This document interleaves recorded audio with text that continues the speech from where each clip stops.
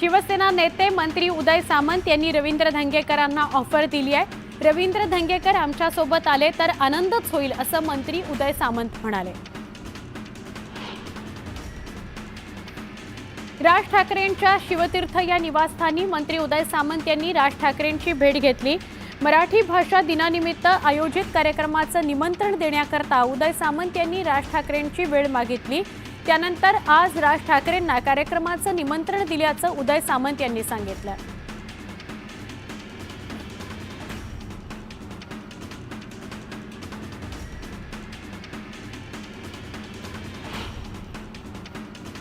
राज ठाकरेंची भेट ही राजकीय नव्हती। आजची चर्चा राजकारणासंदर्भातली नव्हती। आजची चर्चा राजकारण विरहित होती असं उदय सामंत म्हणाले। राज ठाकरेंसोबत मराठी साहित्य संमेलनासंदर्भात चर्चा केली असं त्यांनी म्हटलं।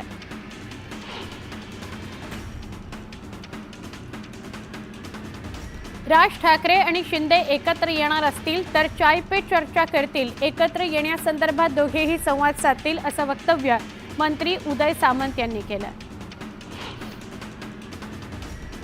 केंद्रीय गृहमंत्री अमित शहा आज पुणे दौऱ्यावर आहेत। अमित शहांच्या उपस्थितीत गृह विभागाची बैठक पार पडते।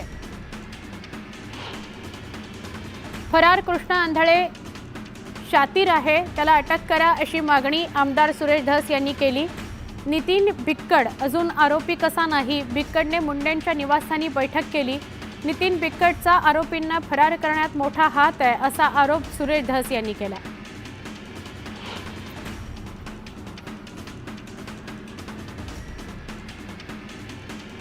केवळ एसपी बदलून उपयोग नाही, अतिरिक्त अधीक्षक म्हणून पंकज कुमावत यांची नियुक्ती करा अशी मागणी भाजप आमदार सुरेश धस यांनी केली। हत्येआधी 2 महिन्यांपासूनचा सीडीआर तपासा असंही सुरेश धस म्हणाले। मस्साजो ग्रामस्थांच्या मागण्या घेऊन फडणवीसांना भेटणार। 8 मागण्या मान्य झाल्या तर ग्रामस्थांना आंदोलन करायची गरज पडणार नाही असं भाजप आमदार सुरेश धस म्हणाले। हत्या प्रकरणातील सगळे आरोपी पोलिसांचे मित्र आहेत। आरोपींनी हत्येपूर्वी पोलिसांकडून परवाना घेतला असे आरोप संतोष देशमुख यांचे बंधू धनंजय देशमुखांनी केले। आरोपींना मदत करणाऱ्यांना शिक्षा द्या अशी मागणी धनंजय देशमुखांनी केली। शहापुरात उबाठा आणि शरद पवार गटाला गळती लागली आहे। शहापूर तालुक्याच्या जिल्हा परिषद आवाळे या गटातील उबाठा आणि पवार गटाच्या शेकडो कार्यकर्त्यांनी भाजपत पक्षप्रवेश केला।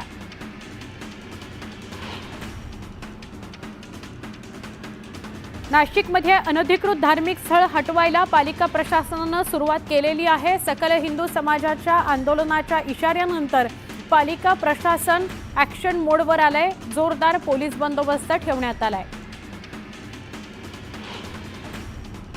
बागलाणच्या ग्रामीण भागात बिबट्याने धुमाकूळ घातलाय। एका गोठ्यावर हल्ला केल्यानंतर गावातील एका मजुरावरही बिबट्याने हल्ला केला आणि पळ काढला। या हल्ल्यात मजूर जखमी झालाय, त्याला जेरबंद करण्याची मागणी करण्यात येते। जावळी तालुक्यातील महू हदगेघर या धर्माच्या प्रकल्पग्रस्तांच्या मागण्या या पूर्ण होत नसल्यानं धरण परिसरात आमरण उपोषणाला सुरुवात झालेली आहे। तर 27 फेब्रुवारीला प्रकल्पग्रस्तांनी जलसमाधीचा इशारा दिलाय। शिर्डीतील रिक्षा चालकांच्या मनमानीला आता चाप बसणार आहे। परवानाधारक रिक्षा चालकांनाच आता शिर्डीत रिक्षा चालवता येणार असून ड्रेस बॅच बिल्ला असणं अनिवार्य करण्यात आलंय। सोलापूर जिल्ह्यातील भगवा डाळिंब्याची चव आता ऑस्ट्रेलियासह युरोप अमेरिकेमध्ये जाऊन बघता येणार आहे। जिल्ह्यातील डाळिंब्याला परदेशात मोठी मागणी आहे। जिल्ह्यातील 38,000 हेक्टर क्षेत्रावर डाळिंब्याची लागवड करण्यात आली असून 5.7 मेट्रिक टन डाळिंब परदेशात निर्यात झालंय। माथेरानमध्ये पर्यावरण प्रेमींनी परिसराची स्वच्छता केली। यावेळी माथेरान जंगलातून तरुणांनी तब्बल 23 बॅग्स भरून प्लास्टिकचा कचरा गोळा केला। सोलापुरात शेअर बाजारात मोठ्या प्रमाणात आमिष दाखवत तब्बल 15 कोटी लुटल्याचा प्रकार समोर आलाय। या प्रकरणी पोलिसांनी एका आरोपीला अटक केली। चिपळूण शहरानजीक असलेल्या खेर्डी इथल्या डॉक्टर बाबासाहेब आंबेडकर मागासवर्गीय शासकीय वसतिगृह गेल्या 2 वर्षांपासून बंद अवस्थेत पडून आहे।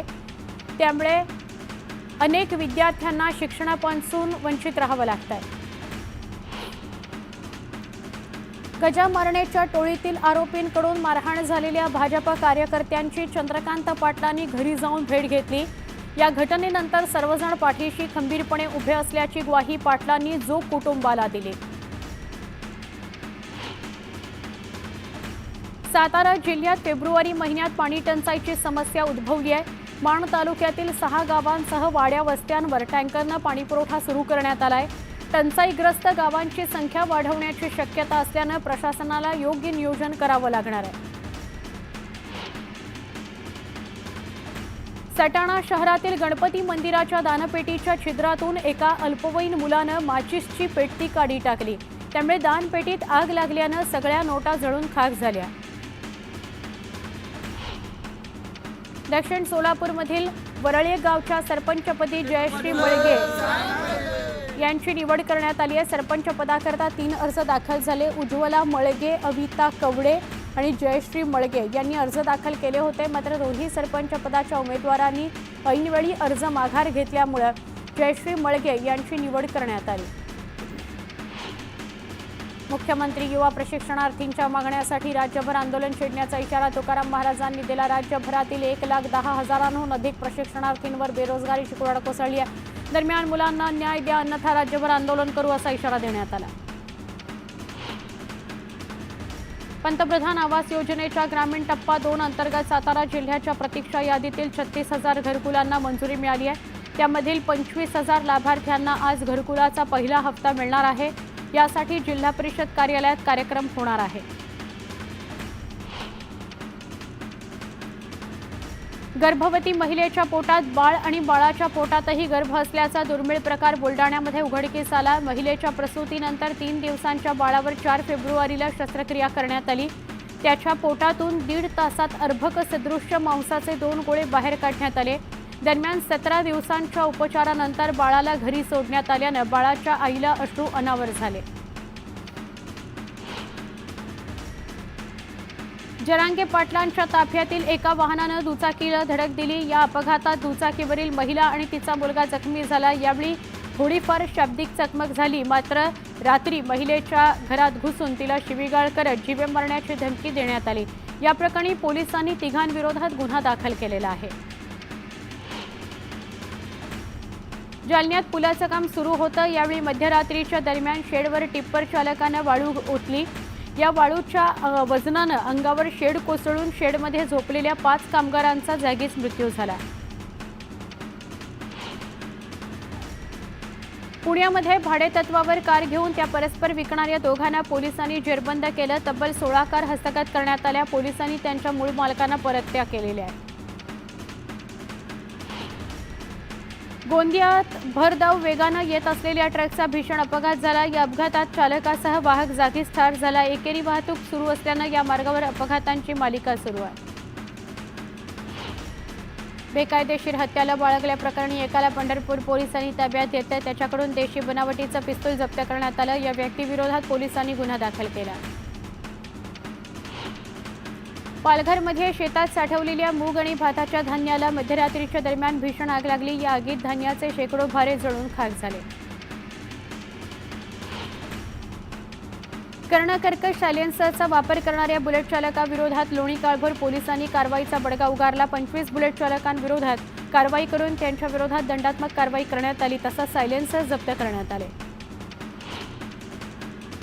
वसईच्या तहसीलदारांनी सरकारी रेशन दुकानांवर कारवाई करत 3 दुकानं सील केली। ट्रकच्या चालकाने सरकारी गोदामातून निघालेलं धान्य इतर गोदामात नेल्याच्या तक्रारी आल्यानंतर ही कारवाई करण्यात आली। ठाणे पालिकेच्या मुख्यालयाबाहेर असलेल्या अनधिकृत फेरीवाल्यांवर महापालिकेच्या अतिक्रमण विभागानं तोडक कारवाई केली। आईस्क्रीम आणि भाजी विक्रेत्यांच्या अनधिकृत स्टॉलवर पालिकेनं तोडक कारवाई केली। पुण्यात समाविष्ट झालेल्या गावांना शुद्ध पाणी पुरवठ्यासाठी अखेर निधी मिळणार आहे। समाविष्ट गावांना पाण्यासाठी 500 कोटी रुपयांना निधी देण्यात आला। त्यानुसार राज्य शासन आणि पालिका प्रत्येकी 50% खर्च करणार आहे।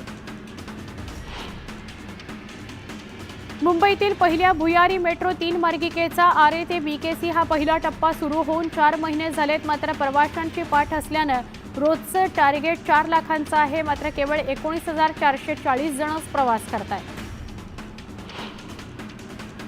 मध्य आणि पश्चिम रेल्वेवरील विविध अभियांत्रिकी आणि देखभालीची कामं करण्याकरता रविवारी मेगा ब्लॉक घेण्यात येणार आहे। ठाणे कल्याण स्थानकांदरम्यान लोकल सेवा ही धीम्या मार्गावर वळवण्यात येणार आहे। पश्चिम रेल्वेने प्रवाशांच्या सुविधेसाठी उपनगरीय नसलेल्या इतर विभागातील 200 किलोमीटरपेक्षा जास्त अंतराच्या प्रवासासाठी 3 दिवस अनारक्षित तिकीटं बुक करण्याची सुविधा उपलब्ध करून दिली आहे। त्यामुळे प्रवाशांची आता गैरसोय टळणार आहे। मध्य रेल्वेनं एसी लोकलमध्ये विशेष तिकीट तपासणी मोहीम राबवली आहे। या माध्यमातून 81,700 प्रवाशांवर कारवाई केली असून त्यांच्याकडून 2,07,00,000 रुपयांचा दंड वसूल केला आहे। नायगाव बीडीडी चाळ पुनर्विकासाअंतर्गत सध्या पहिल्या टप्प्यातील 5 पुनर्वसित इमारतींचं काम वेगानं सुरू आहे। मुंबई मंडळानं दुसऱ्या टप्प्यातील कामाला सुरुवात केली आहे। त्यानुसार 5 चाळी रिकाम्या करण्याच्या कामाला सुरुवात झाली आहे। येत्या 15 दिवसात या चाळींचं पाडकाम केलं जाईल। कल्याण डोंबिवली तळोजा मेट्रो 12 मार्गिकेच्या कामाला मार्च 2024 मध्ये सुरुवात झाली असून 11 महिन्यांच्या कालावधीत मेट्रो 12 मार्गिकेचे 7% काम पूर्ण झाले। या मार्गिकेचं काम डिसेंबर 2027 पर्यंत पूर्ण करण्याचं MMRDAचं नियोजन आहे।